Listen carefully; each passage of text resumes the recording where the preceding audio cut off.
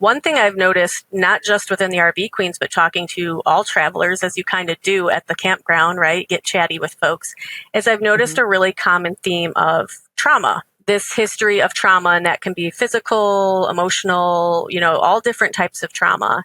And that travel and this nomadic lifestyle is really therapeutic to them and helpful in kind of processing that trauma. Welcome back to the RV Queens podcast, where we dive into the lives of women making money and living life on the road. Today, we're sitting down with Rachel Lathrop, a full-time RVer, mom, college administrator, and content creator who's juggling a full plate while traveling the country with her family. Rachel's journey from a traditional 9-to-5 grind in Michigan to a remote lifestyle on the road is inspiring.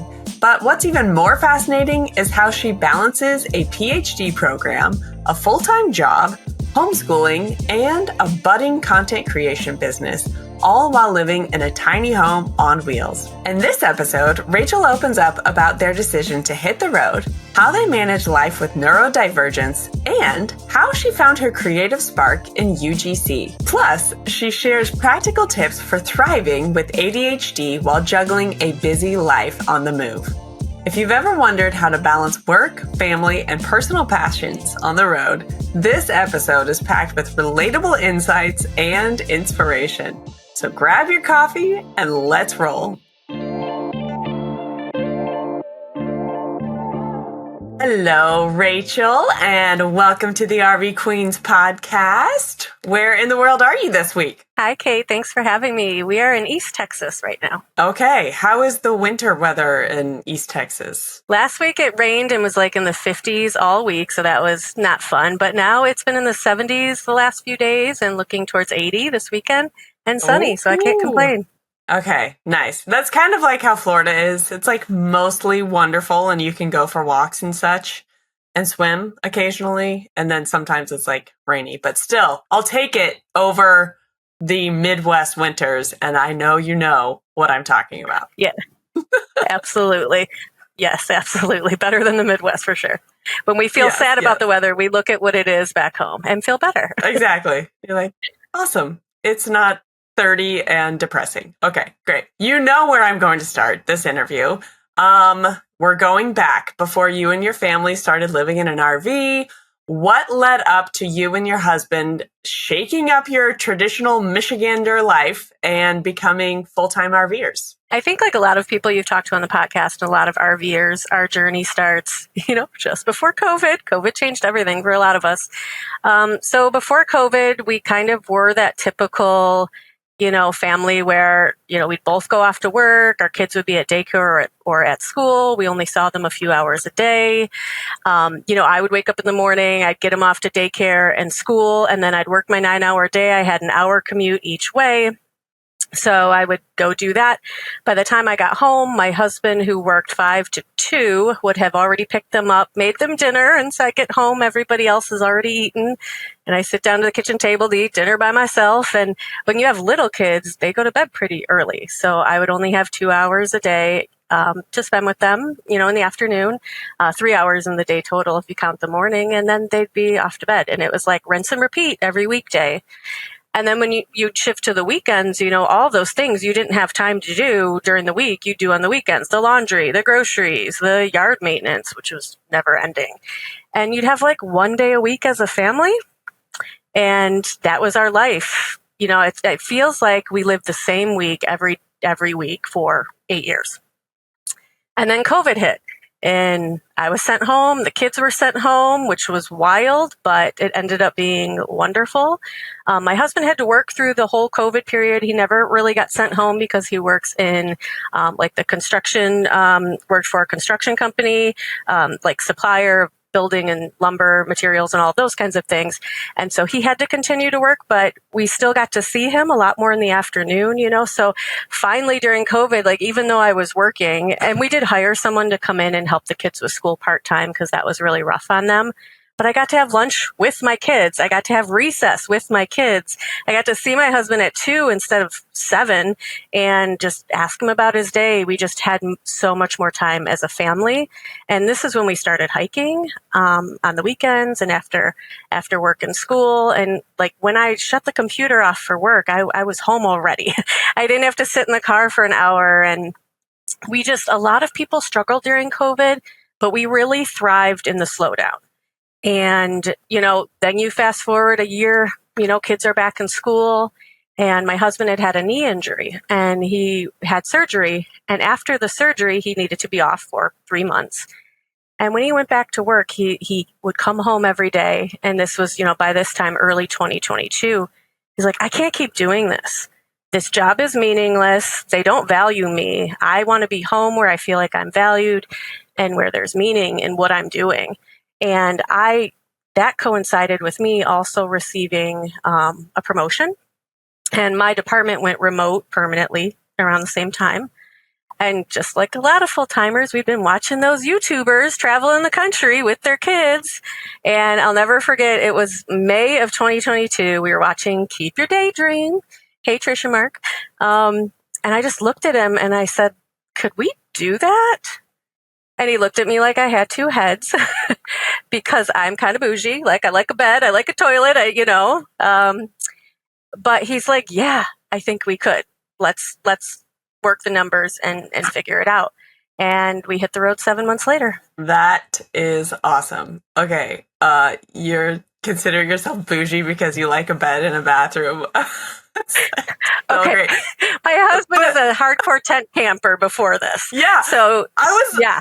Go ahead. So to him, I'm bougie because he grew up in a family of campers. Like you tent camp with 5 kids, it's normal. And I did not grow up with that same environment. So yeah. Yes. Well, that's what I was about to say. It's funny that you mentioned that because in this lifestyle, you do meet a lot of people that are way more hardcore than we are. Yeah. The kind of like normal Americans are like, well, you live in an RV, so like that's a lot. That's a very small space, all these things. And then you get like this even more narrow strip of humans that are like the overlanders and I mean, even the van lifers and the tent campers, and it's just amazing. Like, I totally agree. I feel pretty good about myself for having a king size bed. Absolutely. Well, and you're not on vacation in this lifestyle. You're living your life, right? And it would be hard to live your life in that way all the time. I know some people do it and they're incredible, but, like connectivity, internet, we can't pay for our life without it. So, but yeah, his whole family had camped for years and years and years. And so he's familiar with towing. He was familiar with the tanks. We had owned 2 rigs ourselves prior to this. So we were not, green to a lot of it. Here's what I really want to dive into. You are an extremely high achieving woman. Like, I seriously don't know how you do everything that you do.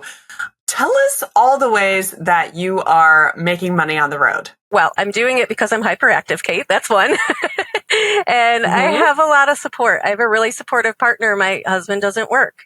So there's a lot of responsibilities that moms have that I don't have, that I give to him and he takes off my plate.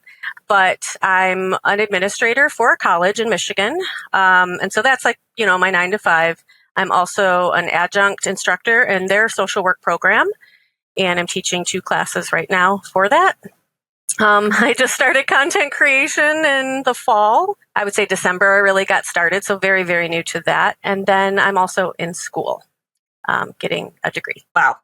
And are you working toward a PhD? Yes. I hate to say okay. Yeah. I mean, I don't like to lead with that because it can be off-putting for some people. It's more about workload than it is about intelligence. There's a lot of, it's a lot of work, but yeah, I don't always like to lead with that sometimes because it can be off-putting. But yeah, I'm getting a PhD in educational leadership. I didn't know that could be off-putting. I'm fascinated by that now, but when they hear that, it's that you may be unapproachable or judgmental about schooling or academics and or highbrow, whatever you want to call it. I've found that sometimes, but I am not that way at all. It's just a choice that I'm making. It's definitely not for everyone. I don't even know if it will help me in my career. It's just something that I want to do. And so, yeah. Dude, I say power to you. Like, can you, I'm sure you can because you have been imagining this, but like having the initials PhD after your name would feel pretty sick. You gotta admit. I don't care who you are. That would feel good. Yeah, I'm looking forward to that part. I'm not going to lie. Well, work is over and yeah, you worked your butt off for years and it's worth it. I really want to get into is your content creation journey, and because it's has to do with your travel life, and it's like on top of everything else that you have going on, going to school, like you just said, you're teaching 2 classes, you're an administrator. How did you get started in content creation, and what does that look like in your daily life? Actually, you helped me get started. You may not know this. Oh, so so I had joined the RV Queens back in March of last year, and I had joined at the time we had the Gold Circle because I needed friends. I wanted to make friends with other RV women. Our first year on the road, we had found it to be very lonely, and we were not often in places around the country where other RV families were in any given month. So we were really felt like we were missing the boat on friends. And so I joined RV Queens to make friends with other RV women, and then we transitioned to the Platinum Circle, and I took a good 9 months of just like listening, making connections, digesting the information, just being like a student, if you will, of what other people do and just listening to the struggles and the successes and the opportunities. And one thing that had been missing in my life because of all this other work that I was doing is a creative outlet. I used to write all the time. I used to paint. I used to do yoga. There's so many things I used to do that are taking a back seat because of work and school. And so you had mentioned, well, have you thought about UGC in one of our circles? And that kind of sparked me to think more about it. I had also been developing a really lovely friendship with Ryan Smith, from Rooming with the Smiths. Hi, Ryan. And obviously she's UGC queen. And so just asking her about it and her friendship and her encouragement, she's like, you're already taking the video and the photos anyway. Your photography is beautiful. You have the organization skills. Like, just try it. And if you don't like it, you don't have to keep doing it. And so, she gave me a lot of the steps that I should take to really start that journey. And I just started kind of slowly getting things going, asking for her help or support or feedback. And in December, I started pitching brands and campgrounds. And it's been wonderful. And I like, for me, it is something I do on the side as a creative outlet that happens to also make money or benefit us by saving money in some way. And so that's what it is for me right now. But I do love the idea that maybe it could grow into something more because you never know what could happen, right? That's amazing. I didn't realize you kind of had creative endeavors before, your career spun up quite a bit there. For the listeners, can you describe what UGC is if people aren't familiar? User-generated content and how it manifests in the work that I've done so far, which isn't a ton, only 2 months now, is producing reels or photography for campgrounds or brands that they can then take and use themselves on their platforms, whether it's their website or their social media. I don't have to ever post it on my socials. Oftentimes I do just because I'm new and I kind of want to get our name out there, but I don't have to. And I like that because then the pressure is only on creating it's only the creative artistic part of creating the piece or the product, the deliverable. It's not about being an influencer and having 10,000 followers and needing to influence people in that way. And that's an area of social media I'm not super interested in. If it grows into that one day, great. But the thought of having to worry about followers and that being what I'm selling was not appealing to me. So UGC was much more appealing in that way. Okay, so you talked about finding paid gigs.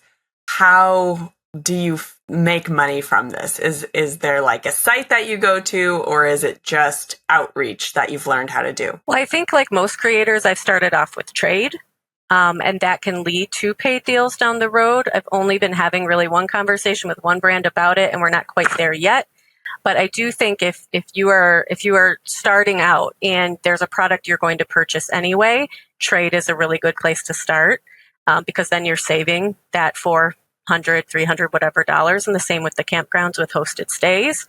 But knowing kind of how the creative world works in terms of when I did photography, I don't, that's not my intention to do that forever. I do think there comes a point where your time is worth that plus additional pay. And so being able to ask for that.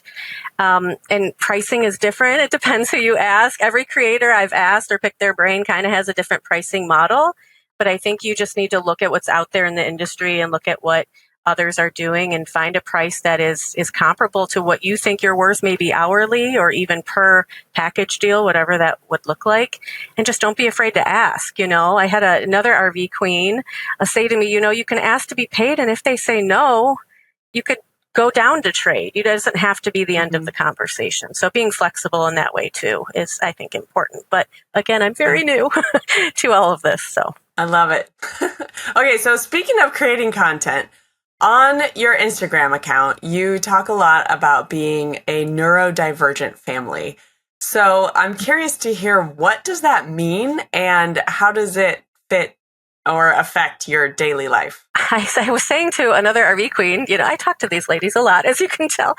I don't know what is so great about us. I don't know what our brand is. I don't feel like there's anything particularly special or noteworthy about us, right?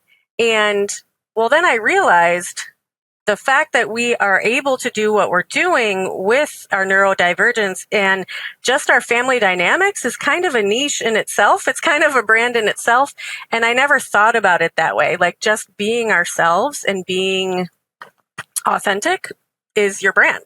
That's our brand, right? So our family, we have, all four of us have ADHD and different types of ADHD as well. And so that kind of manifests itself in a lot of ways. So ADHD is a neurodevelopmental condition, and it affects the structure and the functioning of your brain. And it impacts everything from speech to motor coordination, emotion regulation, time management, memory, lots of different things. And so for us, the way we can be productive and successful, both as travelers, but then also working and raising children, is we have a lot of tools to keep us in check, and we've developed a lot of systems. And so using our tools and using our systems, we're able to be successful. But I'm not going to lie, there's a lot of chaos a lot of the time. And I think where kind of the humor for us comes in is we just have to laugh at it, because sometimes it can be so ridiculous that, you can't take yourself too seriously in this situation. You just really can't. And I know a lot of people struggle with ADHD or, autism, Tourette's. These are all forms of neurodivergency, right? All different flavors. And there's differing severities, For us, we are very lucky that we are high functioning in other areas, so it kind of does lessen the difficulty. But the systems and tools we have in place are everything. Without those, we would not be able to do half of what we do. Yeah, I literally just wanted to head into this topic too, because you've talked about your day job and you're working towards your PhD and your UGC gigs, on top of being a mom and holding down domestic life and stuff. So how do you stay organized and on top of all of your projects and tasks that you have going on? First of all, I wouldn't recommend overloading yourself like I have. I will be done with the degree this year if it kills me. I was just listening to Dora Rankin earlier. There's not a lot of white space happening. There's not a lot of mothership happening, mothership time. So I just want to preface it by saying that. But we have planners, calendars, phone reminders, visual aids. If you come into our RV, you will see calendars and checklists everywhere. And it looks very type A and kind of, weird, but it's not to be type A. It's because if we don't have these checklists, we will forget medication. We will forget to brush our teeth. There's very typical things that you don't usually have to remind yourself to do, maybe if you're neurotypical, that we need reminders for. Timers are huge. The Pomodoro technique I know is very common. Penny uses it with the RV queens in their co-working sessions. I use that every single day, almost all day, to keep myself in check. Some days, if I'm having a hyper-focused day, and I don't have a lot of meetings, there's not a lot of task switching, maybe I don't need it. But other days where there's a ton of task switching, I need to have those timers and those, visual and auditory reminders to switch tasks.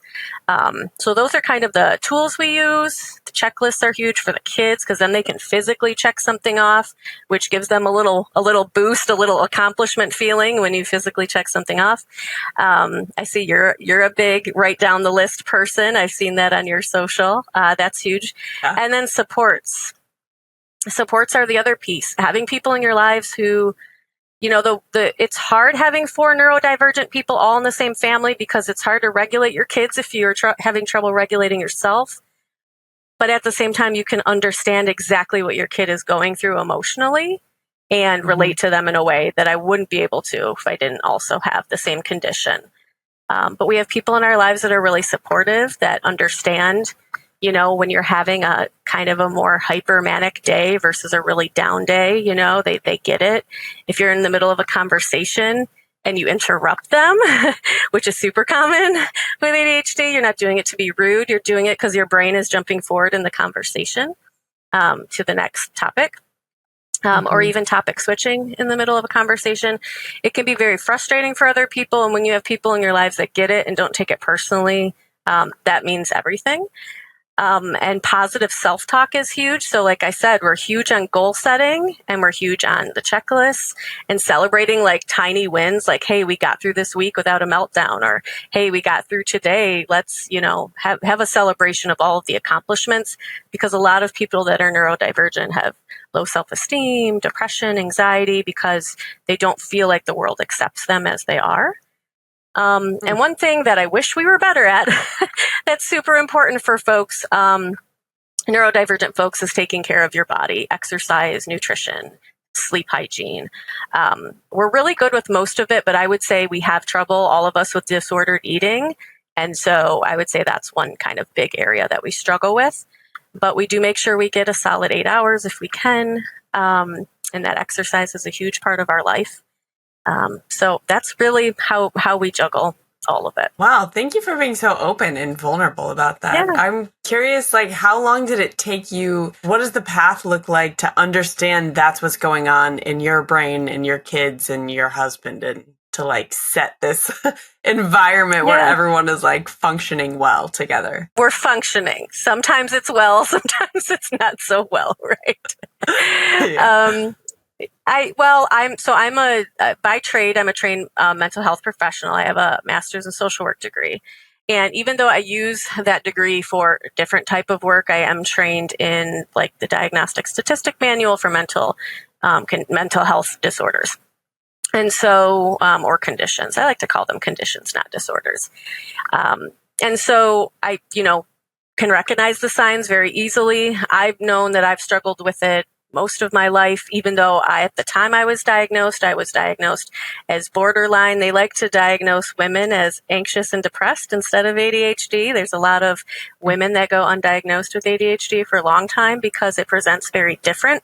The hyperactivity is in our mind and not in our bodies. So that's a challenge, but I've kind of known what it was all along. And the more I went to school and learned about mental health, I was like, okay, yeah, this is the thing. My sons, so I asked for them to be tested very early on so they could receive accommodations in school and the 504 accommodation plans. And they were diagnosed, I think, in first grade with 2 different types of ADHD. And my husband is technically undiagnosed, but very clearly undiagnosed by someone other than me, I should say, very clearly inattentive ADHD type. And, he was growing up back in the 70s and early 80s, and the tests for that were more like, oh, you need to be in special ed. Let's put you on some Ritalin. That's it. There was no accommodations in school. There were no tools. There wasn't much help. And so he was in a really difficult situation in school where he just thought he was stupid and they treated him like he was stupid. And so he got a really bad taste in his mouth about education. Just because it was so long ago, they didn't really know what we know now. And so now that we're on the road and I'm spending 24/7 with him, I'm like, hey, So there's this thing, let's talk about the thing. And he will tell you hands down, has been ADHD his whole life. That's been his problem all along. And he, ADHD has a fair amount of masking too, of acting like you're not having these troubles so that society will accept you. And he was very successful in his career, and people would probably be shocked to know that he has ADHD. But he has, again, other gifts that kind of make up for that and allow him to mask really successfully. But as you get older, your brain changes too. And so a lot of people don't really realize they have it till they start to get older and have other kind of, memory concerns or what have you. Yeah. I'm starting to feel like everyone has ADHD. Well, we live in a society that is very difficult to attend to one thing at a time because of everything, that's what I was right? Thinking. Yeah. Right. Yes. Yeah. Phones alone, I'm like, I feel like my brain's like, boing, boing, boing, boing, boing. Yep. Okay, yep. I do want to switch topics just slightly, but it's still kind of on this theme. Because I know you're a deep thinker. You mentioned you've been in RV Queens circles for months and months. Thank you, by the way, for being such a fun part of the group. I've really loved getting to know you more. But so because I know you like to think deep about things, I'm curious to hear what commonalities have you noticed among your fellow RV women and like as travelers and women making money on the road? Wow. Well, a lot of similarities. I think resiliency is a huge one. And I'm speaking specifically about the RV queens and other women, particularly moms that I've met on the road, although not just moms, because we do have a lot of women that are not moms or not moms to young children. But resiliency and kind of this need to have something for themselves, right? This whether it's an outlet or a thing that they can kind of own that is separate from their mom and wife or partner responsibilities and daily life, and finding a lot of kind of comfort and travel in that way. Maybe separation too from what was going on back home. One thing I've noticed, not just within the RV Queens, but talking to all travelers, as you kind of do at the campground, right? Get chatty with folks, is I've noticed a really common theme of trauma amongst travelers.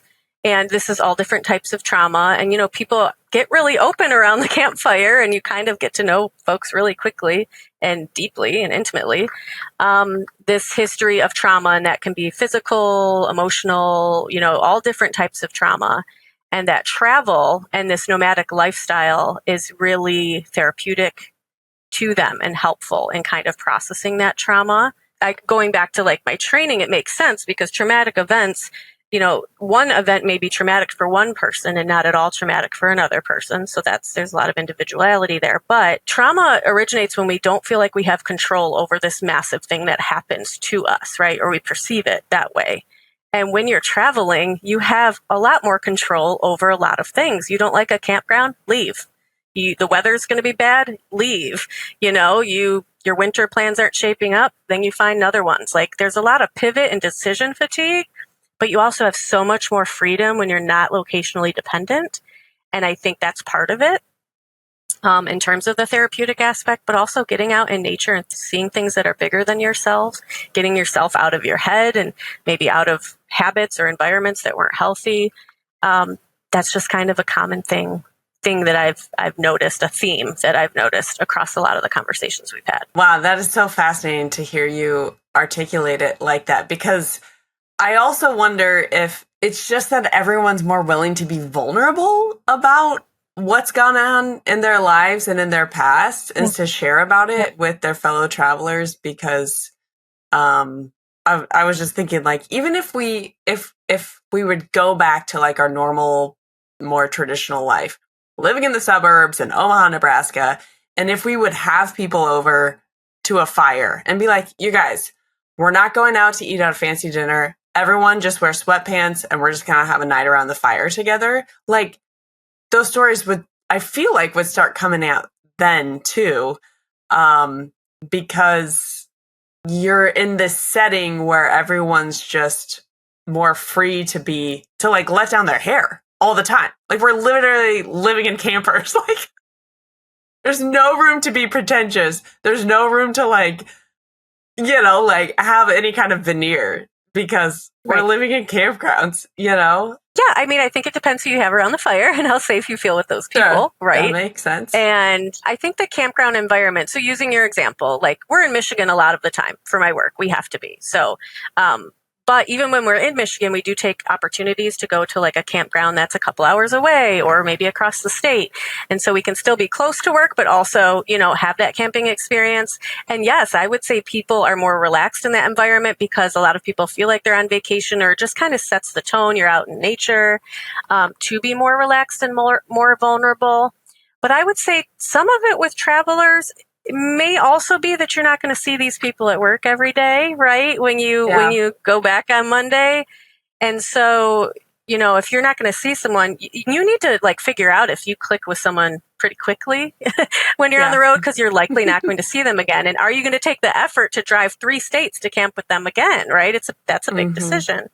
And so I think that's part of it too, is just cutting through the crap and saying, hey, do we get along? Do we vibe? And if we don't, that's okay. And some of that is being very vulnerable about your past because it influences who you are. So if there are people listening to this episode who are living a more traditional life, working their 9-to-5 job, living in a house, all these things, doing the daily commute that me and you both did our best to get away from, right? And they're trying to figure out how to live a life of travel.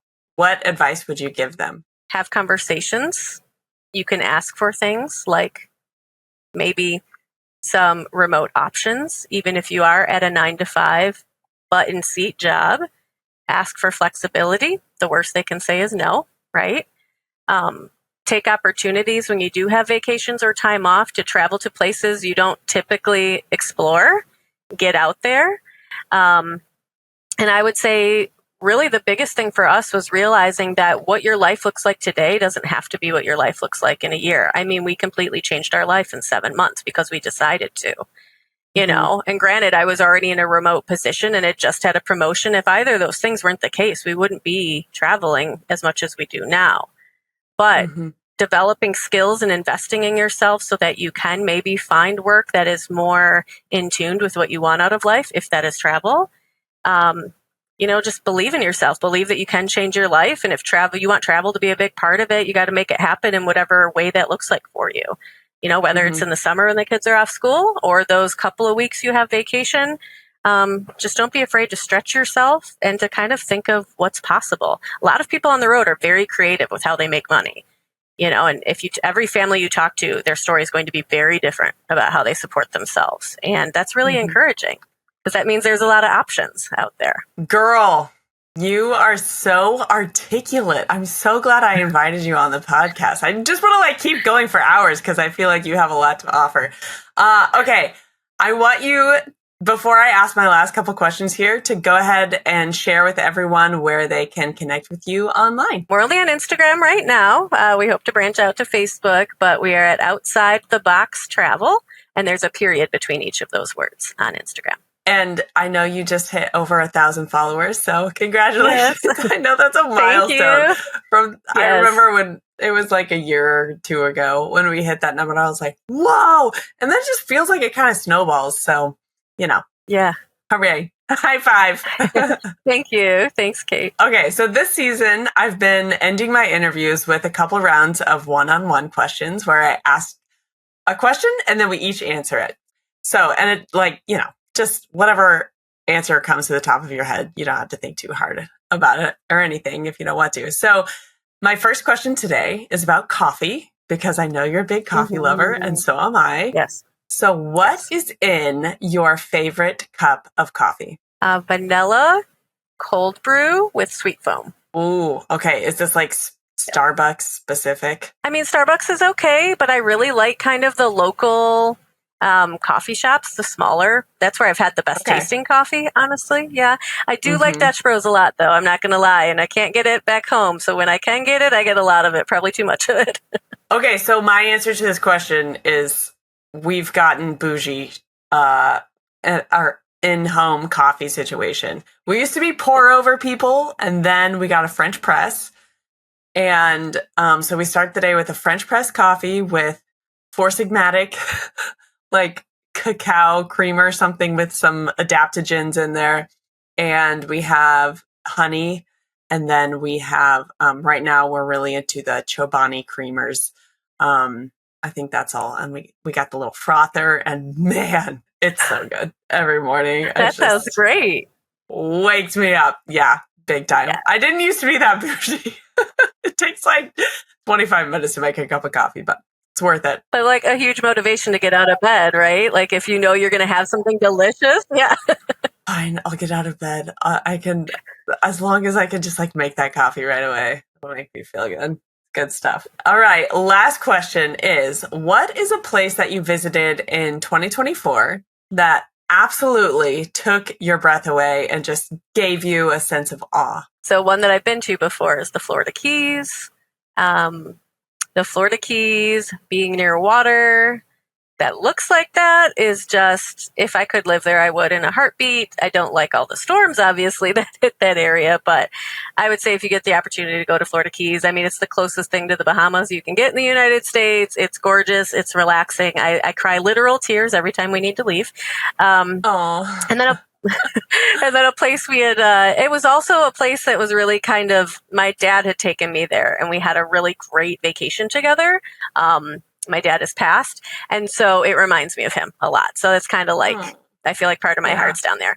But then a place we'd never been to before, that we just visited in the fall was Maine. We'd never been to the state of Maine, and Acadia National Park is probably one of our favorite now, and just the whole feeling of that state. It reminds us a lot of northern Michigan, but like with a coast, like a ocean coastline as well. So I would say those two places for 2024. The year prior, we went out west more. So there's a lot there, of course.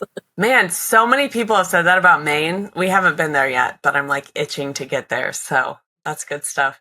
My answer to this question is Mount Rainier. Did you guys go there when you went out west? No, we've never been to Washington yet.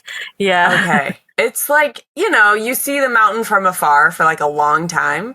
And you're like, whoa, that thing's huge. And then, I mean, I can't even describe the feeling when you it's like I think it's like a 45-minute drive up to the kind of like main place with the lodges and, the national park, all the buildings and stuff are at the top. And we got so lucky this past summer. It was a beautiful sunny day, like 75 degrees, perfect weather.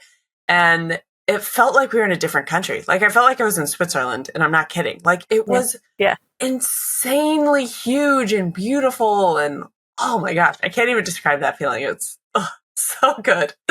And it's kind of like out of the way. Like if you're staying around Seattle area, it's probably going to be like a little bit of a trek for you to like actually go up the mountain. If it's, it might take a couple days to do that whole trip with your family, but it is so worth it. So that sounds beautiful.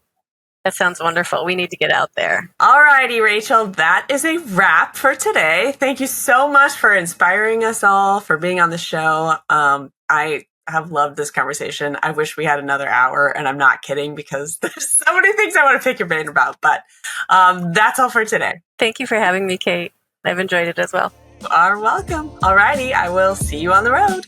Thank you so much for tuning in to today's episode and for being part of the RV Queens community. Remember to hit subscribe on whatever platform you're listening on. And guess what? You can have conversations like I had on this episode with your fellow RV women who are living intentionally and making money on the road. Head to rvqueenspodcast.com/community to join RV Queen Circles today. It's a totally unique online space with a shared prosperity model that's all about community over competition. I'd love to have you be a part.